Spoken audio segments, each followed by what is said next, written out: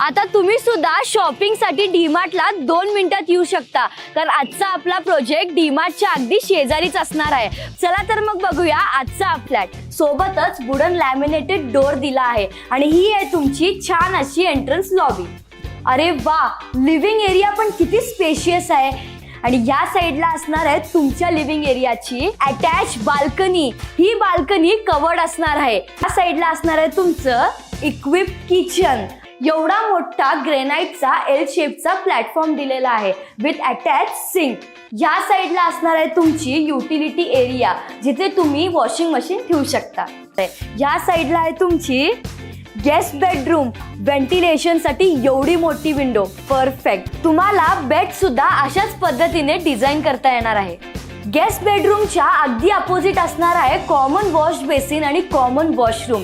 या बाजूला असणार आहे तुमच्या मुलांची किड्स बेडरूम.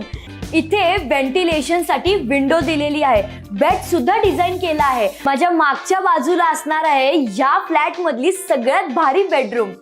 ही आहे तुमची मास्टर बेडरूम. इथे तुम्हाला स्टार्टिंगलाच अटॅच वॉशरूम मिळणार आहे. मास्टर बेडरूमची बाल्कनी म्हणजे नेहमी स्पेशल असते. अधिक माहितीसाठी खाली दिलेल्या नंबरवरती कॉल किंवा व्हॉट्सअप करू शकता. धन्यवाद. जय महाराष्ट्र.